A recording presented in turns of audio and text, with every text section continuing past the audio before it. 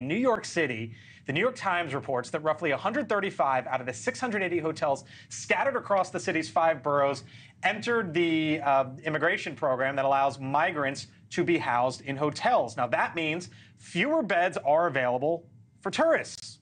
You essentially get a supply-demand crunch. The average hotel price for every traveler has jumped 8.5% in a year. Average hotel costs right now across the Big Apple, some $300. Nan, you live there? Yes. Or just outside the I do. outside yes, the city? Outside. I don't know how this changes anytime soon. Because if the issue is at the southern border Yes. and immigrants coming across and New York housing them and having to put up people who need beds, Yes. Right. what's the solution?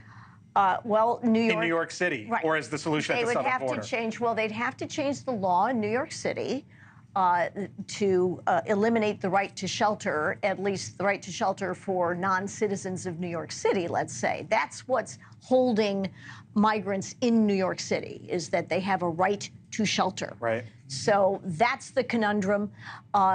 Interestingly enough, New York City Council has managed to legislate that Airbnbs can't fully do business, so right. we could really use them right now, but they won't legislate that non-citizens have to be housed somewhere else. Another shining example of economics 101, something foreign to Democrats. Well, what supply and demand. I mean, you remove the supply, the demand stays the same, the price goes up. Right. Yes, all of these hotels are making money at the taxpayer expense, yes. but now the people, business people who want to go to New York, families that want to go visit the Big Apple, see the 9/11 memorial, they can't afford to go. So what would you say to that, Linda? Because 680 New York hotels, 135 of them are in this program.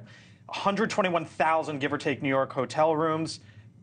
16,000 of them, or 16,500, are taken up right now by migrants. Well, it is worth noting that many of those 100-plus hotels got into this program because they were on the verge of default and bankruptcy during the COVID pandemic and the crisis that ensued from there. They might not have existed, but for the fact that they got involved. We're out of COVID and looking forward. That's why they got involved, for sure. And there are somewhere around 8,000 hotel rooms that are in the pipeline to be built. So there's going to be a little bit of easing. But one thing I would point out is that New York writ large has a housing crisis. It's not just about the hotel room. The former congresswoman is nodding vigorously here because it's true. There are all bad government policies. Well, so I do agree with you. There are a whole lot of people who want to be in New York, whether it's to live there permanently or to come as tourists. That's a good news problem. The bad news problem is there's a limitation on the amount of housing there is. Yeah, but I haven't heard the president's name come up, but it's right at the back of my Republican friends' throats. The reality is... Which president? Biden or Biden.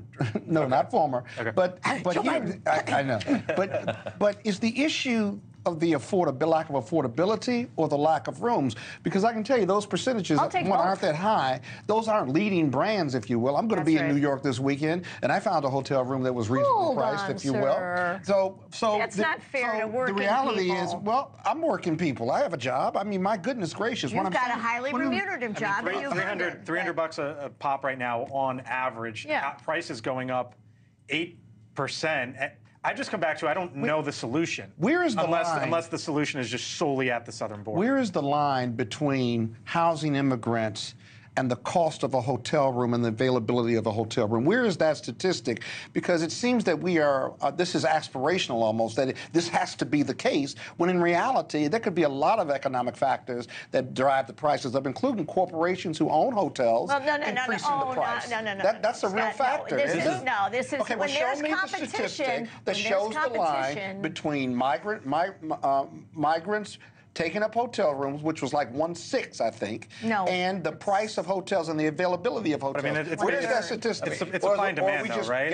It's supply and demand doesn't. It's not specific to this. I mean, that's just if you squeeze supply of something and the demand is the same or more, prices go up. You're supposing that, if you will, versus having some real analysis. 1/6 of the rooms being taken up by migrants who were sent there by Republican states. It's agnostic to the example's agnostic, right? Thank you for watching, and make sure you go to joinnn.com to find NewsNation on your television provider. And don't forget to click the red subscribe button below to get more of NewsNation's fact-driven, unbiased coverage.